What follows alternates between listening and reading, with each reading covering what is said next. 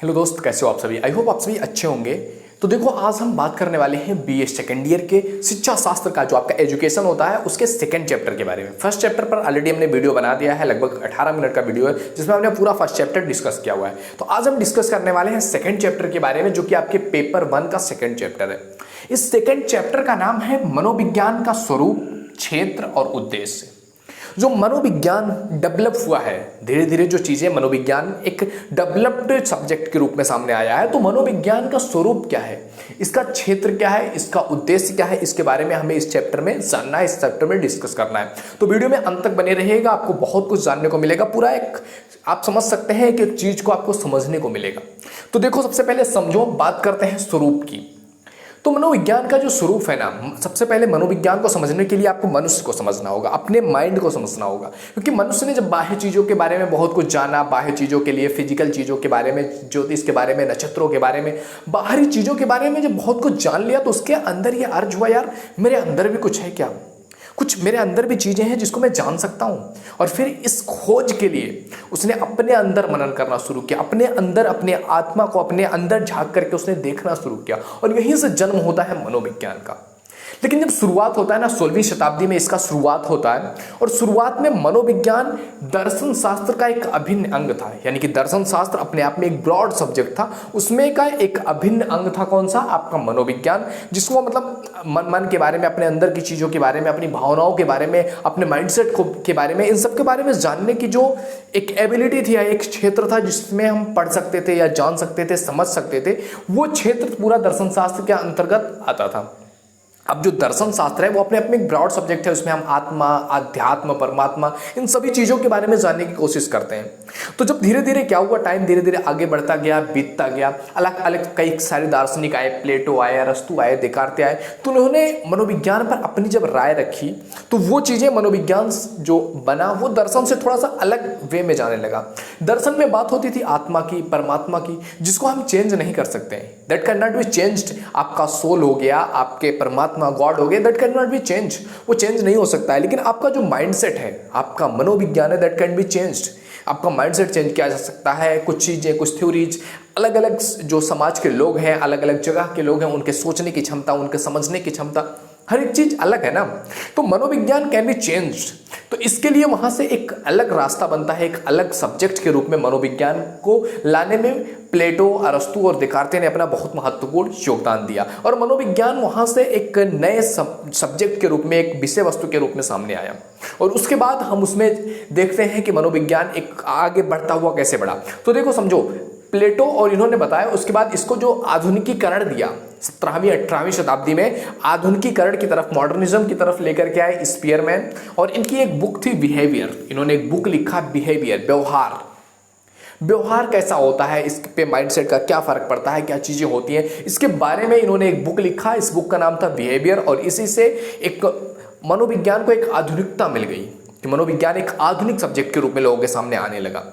तो इस तरह से आप कह सकते हो, ये एक तरह से पूरा स्वरूप है किस तरह से मनोविज्ञान सामने आया। मनोविज्ञान के प्रति इच्छा जागृत हुई लोगों का, अपने अंतरात्मा को जानने का, अपने अंदर की चीजों को जानने का, अपने आप को जानने का, कि हमारे अंदर भी कुछ चीजें हैं जिसको हम एक्सप्लोर कर सकते हैं, जान सकते हैं। और वहीं से आता है मनोविज्ञान की उत्पत्ति का श्रेय।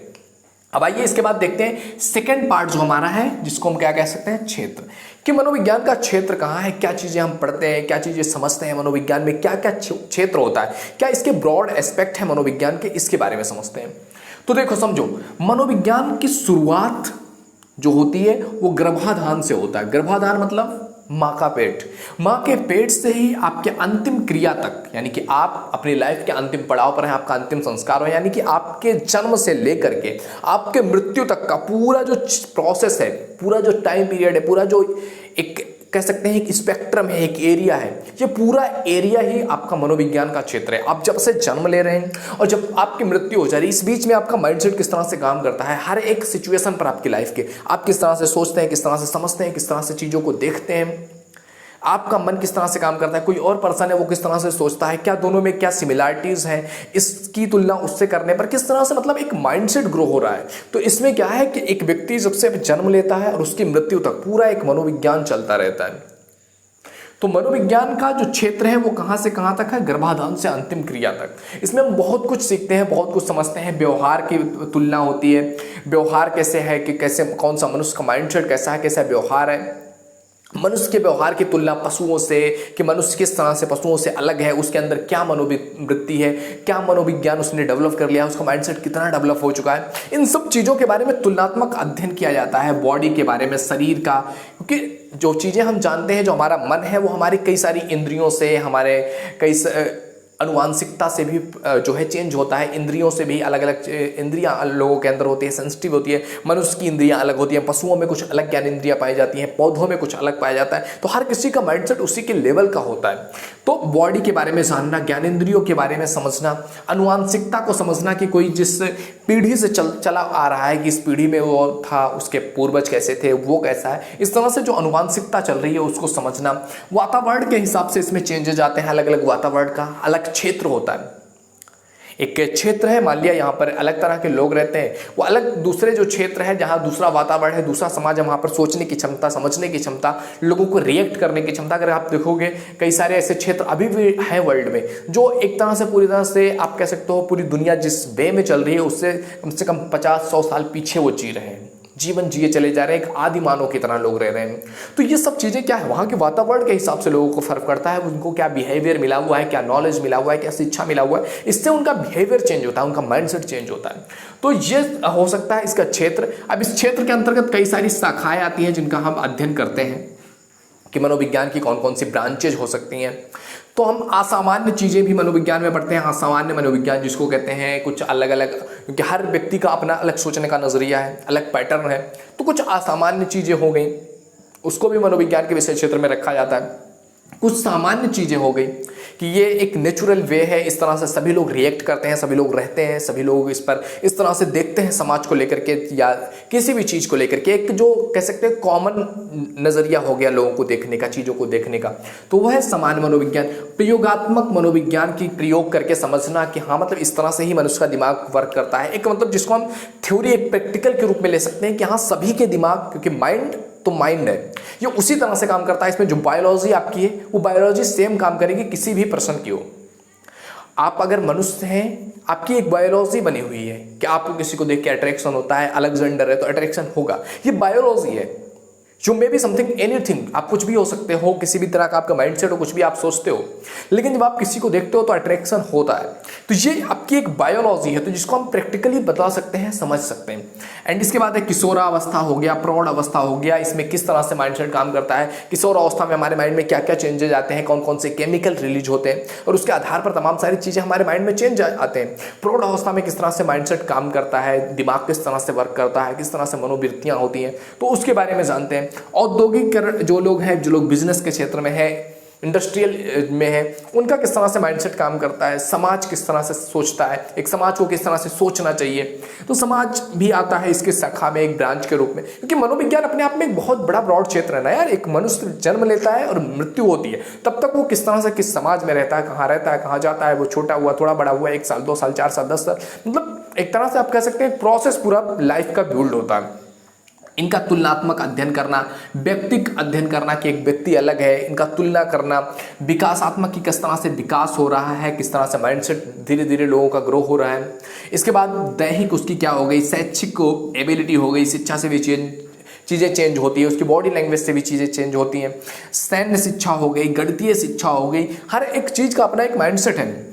पर्यावरण हो गया, राजनीति हो गया, खेल हो गया, और भी बहुत सारी चीज़ें इस शाखाओं के अंतर्गत अभी 4-5 चीज़ें और भी आती हैं। इसकी अगर हम ब्रांचेज की बात करें कि मनोविज्ञान की कितनी सारी ब्रांचेज आती हैं, तो ये हो गया, हमने देखा स्वरूप क्या है, उसके क्षेत्र क्या है, कहाँ कहाँ हमें इन चीज़ों को समझना है, पढ़ना है, समझते हैं, पढ़ते हैं, या उसका क्या यूज है। अब आइए इसके उद्देश्य की तरफ बढ़ते हैं। तीसरा पॉइंट है क्या है आपका उद्देश्य, कि इसका उद्देश्य क्या है, क्यों मनोविज्ञान को एक विषय क्षेत्र के रूप में रखा गया है, या उससे हमें क्या लाभ होगा, क्या चीज़ें हम पाना चाहते हैं। क्योंकि कुछ भी काम किया जाता है ना, किसी भी चीज़ के पीछे एक विजन होता है, एक उद्देश्य होता है कि हम ये कर रहे हैं, या एक नए सब्जेक्ट की हमें क्यों आवश्यकता पड़ी, क्या इसका उद्देश्य है, हमें इससे क्या लाभ होने वाला है, क्या चीज़ें हम इससे प्राप्त कर सकते हैं, या इसको हम लाइफ में कैसे यूज कर सकते हैं, समाज को बेटर बनाने के लिए क्या यूज कर सकते हैं। मतलब एक विजन होना चाहिए कोई भी चीज़, कोई भी कॉन्सेप्ट जब समाज में लाया जाता है। तो क्या है इसका उद्देश्य, क्या है मनोविज्ञान का उद्देश्य। तो सबसे पहला चीज इसमें आता है व्यवहार का वर्णन करना, यानी मनोविज्ञान को जब आपने समझ लिया कि एक व्यक्ति का माइंडसेट किस तरह से काम करता है, तो उसका व्यवहार किस तरह से होगा, वो किस तरह से बिहेव करेगा, इस चीज के बारे में भी बातें की जाती हैं। इस चीज के बारे में भी आप वर्णन कर सकते हो, किस तरह से बिहेवियर होता है, किस तरह से मनुष्य जब छोटा होता है उसका बिहेवियर किस तरह से होता है, किशोर अवस्था में आता है किस तरह से उसका बिहेवियर होता है, किस तरह से चेंज होता है, किस तरह से प्रौढ़ावस्था में आता है, वृद्धावस्था में आता है, किस तरह से उसका हर एक सिचुएशन पर माइंडसेट चेंज होता है, तो उसका आप वर्णन कर सकते हो। दूसरी चीज है व्यवहार को समझना। व्यवहार को समझ भी सकते हो किस तरह से, मतलब अगर कोई एक टाइम पीरियड में है या एक एज में है, इस एज में उसका माइंडसेट किस तरह से होगा, आप समझ सकते हो कि उसके अंदर क्या चीज़ें चल रही हैं, क्या केमिकल रिलीज हो रहे हैं, या कोई अलग पर्यावरण में है, कोई अलग वातावरण में, वहाँ उसके साथ कैसा होगा या वो कैसा फील हो रहा होगा, आप उसके बारे में समझ सकते हैं व्यवहार को। कोई अगर एक ऐसे एरिया में रह रहा है जहाँ नक्सलवादियों का एरिया है या जहाँ पर आदि मानव रहते हैं, उस एरिया में अगर आप कोई पर्सन रह रहा है तो उसका व्यवहार किस तरह से होगा, ऑब्वियसली वो उसी तरह के व्यवहार करेगा जिस तरह से कोई आदिवासी करता है, जिसको एक समाज में रहने का ढंग नहीं पता है कि समाज में कैसे रहते हैं, कैसे फिट होते हैं, कैसे एडजस्ट होते हैं, तो वो उसी तरह से बिहेव करेगा जिस तरह से उसके पर्यावरण में, उसके वातावरण में लोग बिहेव करते हैं। तो बिहेवियर को समझा जा सकता है मनोविज्ञान की मदद से। एंड तीसरा है व्यवहार के विषय में भविष्यवाणी भी किया जा सकता है। इसका उद्देश्य है कि आप अगर मनोविज्ञान समझते हैं, साइकोलॉजी को समझ पा रहे हैं, तो आप क्या कर सकते हैं, किसी की व्यवहार के बारे में भविष्यवाणी कर सकते हैं कि किस तरह से बिहेव करेगा, इसको इस तरह की शिक्षा मिली है, इस तरह का एजुकेशन मिला है, इस तरह के बैकग्राउंड से आता है, इस तरह के वातावरण में रहा है, तो उसका बिहेवियर कैसा होगा, वो कैसा बिहेव कर रहा होगा, इस चीज़ को भी आप समझ सकते हैं, इजिली समझ सकते हो। अगर आपने मनोविज्ञान समझा है, उस जगह के बारे में समझा है, चीज़ों को, फैक्टर्स को समझा, आपने फैक्ट्स जान रखा है, तो you can understand the behaviour, आप बिहेवियर को समझ सकते हैं, व्यवहार को समझ सकते हैं। एंड फोर्थ है कि बिहेवियर को आप नियंत्रण भी कर सकते हो। जब आप जानते हो किस चीज़ से उसको ट्रिगर हो रहा है, या किस चीज़ से उसको वो रिएक्शन करेगा, या किस चीज़ से वो अपने माइंड को कंट्रोल कर सकते हैं, क्योंकि अगर आप समझ पा रहे हो कि वो ये अगर हमने कहा, ये काम किया, तो वो ट्रिगर्ड हो जाएगा, वो गुस्सा हो जाएगा, तो आप वो बात नहीं करोगे। या कुछ ऐसी चीज़ें हैं जिसका उसको डर है, या किसी चीज़ से वो लालच है उसके अंदर, और आप वो चीज़ करोगे तो उस चीज़ के लिए वो कुछ और काम आपके हैं, जो बिहेवियर है उसको समझा सकते हो, कर सकते हो। तो अगर आपने समझ लिया है बिहेवियर को, आपने मनोविज्ञान समझ रखा है, तो आप उनके बिहेवियर को नियंत्रण कर सकते हो, वो कैसा बिहेव करने वाले हैं ये भी आप नियंत्रण कर सकते हो। इसी तरह से तो होते हैं ट्रेनिंग।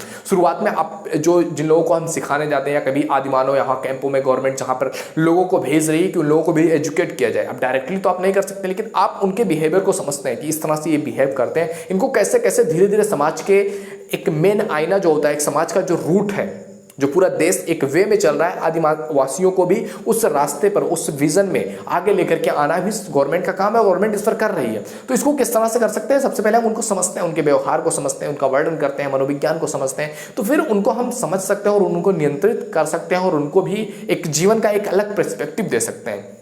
तो मनोविज्ञान अपने आप में एक बहुत ब्रॉड एस्पेक्ट है, एक बहुत बड़ी चीज़ है जिसको हमें समझना होता है कि किस तरह से अगर आप समझ गए किसी की साइको को, किसी के मनोविज्ञान को समझ के, you can control, you can do everything. आप समझ सकते हो, आपके बिहेवियर अच्छे हो जाएंगे, आपके बिहेवियर, क्योंकि आप सामने वाले के बिहेवियर को समझ पा रहे होंगे ना। तो अगर आप सामने वाले को समझ पा रहे हैं कि if somebody is angry, you don't need to react. अगर कोई गुस्से में है, बहुत ज़्यादा तेज बातें कर रहा है, तो समझ सकते हो आप कि इस समय उसका माइंड का स्टेट क्या है। अब उस समय अगर आपने कुछ भी रिएक्ट किया, कुछ भी बोला, तो वो जो आपने उस एक्शन के प्रति रिएक्शन दिया, तो उसका गलत रिएक्ट हो सकता है। तो यू अंडरस्टैंड आप साइको। अगर आप साइको नहीं समझेंगे तो आप भी उस पर रिएक्ट करेंगे और चीज़ें बढ़ती चली जाएंगी और गलत होती चली जाएंगी। तो मनोविज्ञान अपने आप में एक बहुत ब्रॉड क्षेत्र है। इसके स्वरूप के बारे में हमने जाना, क्षेत्र, उद्देश्य के बारे में हम समझ पा रहे हैं। तो सेकंड चैप्टर में आपको यही जानना था। आई होप आपको क्लियर हुआ होगा कि मनोविज्ञान क्या है, कि मनोविज्ञान क्या है। इसके बारे में तो हमने पहले फर्स्ट चैप्टर में बात किया हुआ था, उसके एस्पेक्ट के बारे में। तो इसमें इसके स्वरूप को जाना हमने, क्षेत्र क्या था, उद्देश्य क्या है मनोविज्ञान के। अब आगे आपका जो तीसरा चैप्टर है, अगला चैप्टर इसके बाद, शिक्षा में मनोविज्ञान। शिक्षा में मनोविज्ञान क्या है, उसका स्वरूप क्या है, इस शिक्षा में उसका क्या उद्देश्य है, कैसे उसका यूज किया जाता है शिक्षा में, ये आपका अगला चैप्टर है। तो मिलते हैं आपसे अगले वीडियो में, जिसमें हम अगले चैप्टर के बारे में डिस्कस करने वाले हैं। तो अगर आपको वीडियो पसंद आ रहा हो तो लाइक जरूर कीजिए। पहली बार अगर आप चैनल पे आए, please visit the channel, it is the most important channel. अगर आप बीए में हैं तो ये आपके लिए सबसे इंपॉर्टेंट चैनल है। आप फर्स्ट ईयर में हो, सेकंड ईयर में हो, थर्ड ईयर में हो, आप किसी भी ईयर में आपने कोई भी सब्जेक्ट ले रखा है उससे रिलेटेड आपको प्लेलिस्ट मिल जाएगा। तो जाकर के जरूर देखना, प्लेलिस्ट सर्च करना। आप जाओगे प्लेलिस्ट ओपन करोगे चैनल, वीडियोज को स्क्रॉल करोगे, राइट साइड में आपको प्लेलिस्ट का ऑप्शन मिल जाएगा जिसमें बहुत सारे प्लेलिस्ट ऑलरेडी अवेलेबल हैं आपके ईयर के हिसाब से, आपके सब्जेक्ट के हिसाब से, लाइव क्लासेज के हिसाब से, बहुत कुछ अवेलेबल है। तो जाकर के जरूर देखना। मिलते हैं आपसे अगले वीडियो में, तब तक के लिए जय हिंद, जय भारत। शेयर जरूर कर देना अगर किसी को लगता है कि ये वैल्यूएबल है, किसी को शेयर करना चाहिए, जरूर शेयर करना। मिलते हैं अगले वीडियो में। Thank you.